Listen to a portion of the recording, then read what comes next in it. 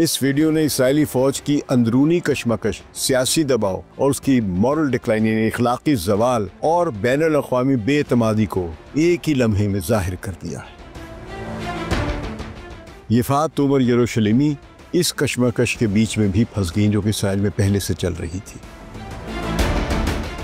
उनके इस्तीफे के बाद इसराइल में बहस छिड़ गई है। शायद आने वाले महीनों में यही वीडियो इसराइल के खिलाफ बैनुल अक़वामी अदालत में एक सबूत बनाकर पेश किया जाए।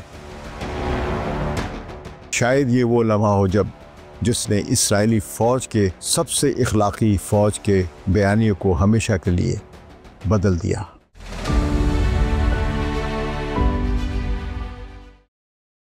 सक़लैन इमाम का सलाम कबूल कीजिए। इसराइली फ़ौज की सबसे आला कानूनदान ऑफिसर मेजर जनरल यफ़ात तोमर यरूशलेमी यानी इसराइली मिलिट्री एडवोकेट जनरल, उनकी जो जैग डिपार्टमेंट है इसराइली फ़ौज का, जो कि कानूनी महकमा कहलाता है फ़ौज का, उसके सरबराह हैं ये और लीगल ऑफिसर हैं, टॉप लीगल ऑफिसर। उन्होंने हाल ही में इस्तीफ़ा दे दिया है। उनके इस्तीफ़े की वजह एक वीडियो का लीक होना बताया जा रहा है जिसमें इसराइली फ़ौज को एक फ़लस्तीनी कैदी पर तशद्दुद करते दिखाया गया था और बाज़ लोगों का दावा है कि ये तशद्दुद जिनसी तशद्दुद या सेक्स वाला तशद्दुद था।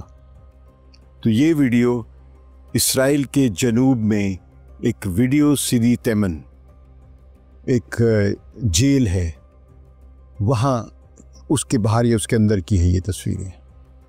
तो जनूबी इसराइल का जो फ़ौजी क़ैद खाना है यानी जहाँ सैकड़ों फ़लस्तीनी जंगी कैदी रखे गए हैं और जितने भी लोग गज़ा से गिरफ़्तार किए जाते हैं वो अमूमन इसी जेल में बंद कर दिए जाते हैं बग़ैर किसी मुकदमे या किसी बाकायदा जुर्म के। तो इस वीडियो के चंद माह पहले मंज़र आम पर आई थी। तो वीडियो में फ़ौजी एक आँखों पर पट्टी बांधे और हाथ बंधे हुए फ़लस्तीनी कैदी के साथ सख्ती करते हुए दिखाई देते हैं, ज़्यादती करते हुए दिखाई देते हैं। तो इसराइली मीडिया ने इसे सर्च ऑपरेशन के दौरान बदसलूकी कहा, मगर इंसानी हकूक़ के इदारे, ह्यूमन राइट्स ग्रुप्स जो हैं वो ये कह रहे हैं कि ये सिर्फ बदसलूकी नहीं बल्कि मुमकिन तौर पर यानी जिनसी तशद्दुद या ज़िल्लत आमेज़ सलूक की एक वीडियो है जो इसराइली फ़ौजी जो है वो उन कैदियों के साथ कर रहे हैं जिनको गज़ा से वो गिरफ़्तार करके लाए थे। तो यफ़ात तोमर यरूशलेमी ने ख़ुद तस्लीम किया कि उन्होंने ये वीडियो लीक करने की ख़ुद इजाज़त दी थी। यानी इसराइली फ़ौज की जो लीगल ऑफिसर है, टॉप लीगल ऑफिसर, उन्होंने ये तस्लीम किया है कि इस वीडियो को जो लीक किया गया है ये उन्हीं की इजाज़त से किया गया है। उनका कहना था कि फ़ौज के कानूनी शोबे पर शदीद तनकीद हो रही थी, लोग कह रहे थे कि फ़ौज अपने जुराइम पर पर्दा डाल रही है, इसलिए उन्होंने सोचा कि ये वीडियो आम करने से साबित होगा कि फ़ौज ख़ुद अपने अंदर एहतसाब का एक सिस्टम बरकरार रखे हुए है। मगर उनकी नीयत जो भी थी, नतीजा इसके बरक्स निकला।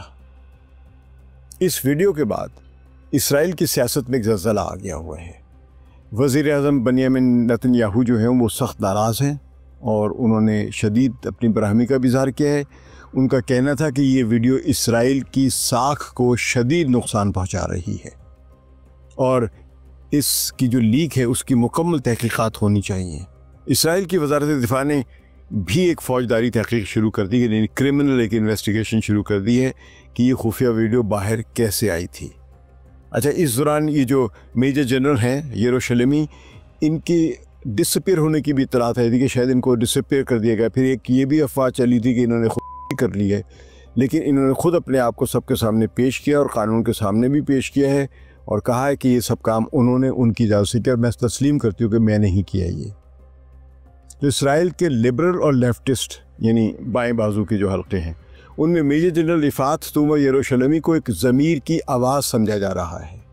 उनके जो अब हामी बन के लोग सामने आ रहे हैं, उनका कहना है कि उन्होंने एक ऐसे वक्त में सच बोलने की हिम्मत दिखाई है जब इसराइली फ़ौज के अंदर एहतसाब यानी जवाबदेही या अकाउंटेबिलिटी जो है अब उसकी गुंजाइश तेज़ी से ख़त्म हो रही है।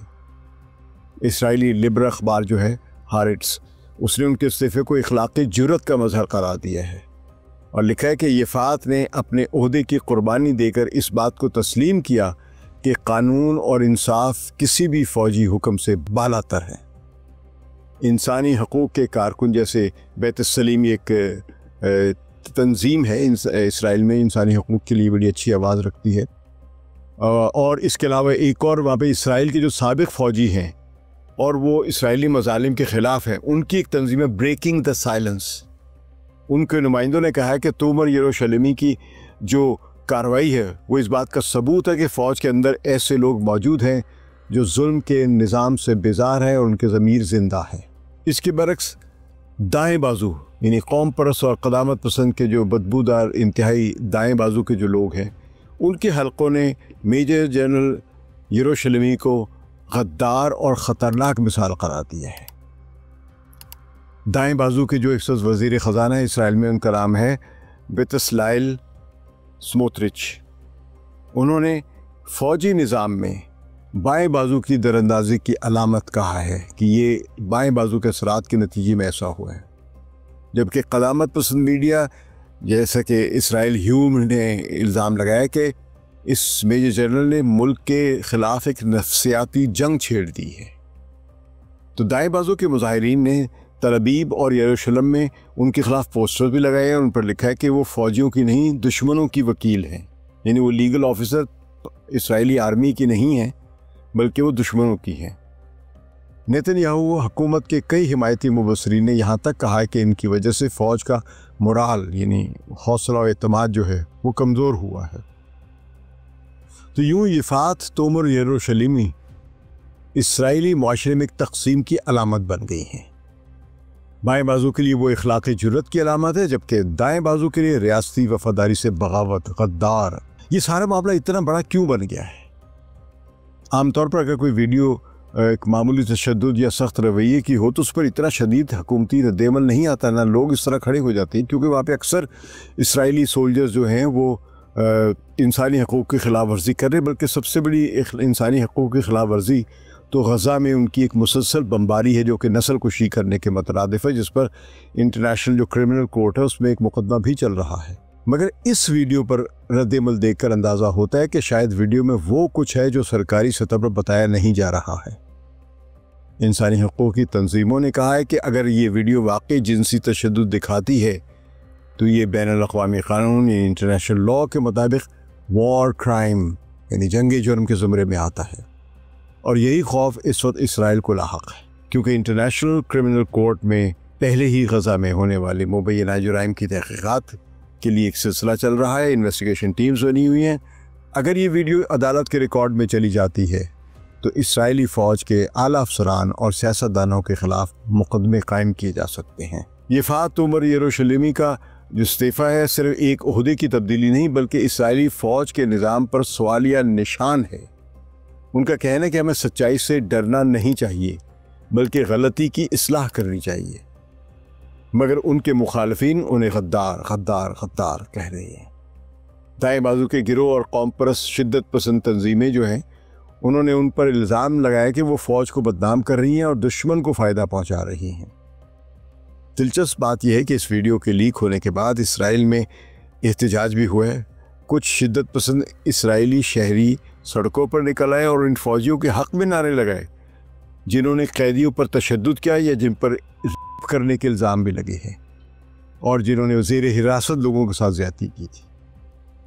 तो ये मनाजिर इसराइली माशरे के अंदरूनी तज़ादात को ज़ाहिर करते हैं। एक तरफ ऐसे लोग जो इंसानी हकूक़ की बात करते हैं, दूसरी तरफ वो जो हर अमल को इसराइल का दिफा करने का हक़ कहकर जायज़ करार देते हैं। और इसराइल के राइट टू सेल्फ डिफेंस में मगरिब के रहनुमाओं ने उनका बमबारी करना, शहरियों पर बच्चों को हलाक करना, औरतों को हलाक करना, हस्पतालों पर बमबारी करना, उस सब तक को जायज़ करार दिया था।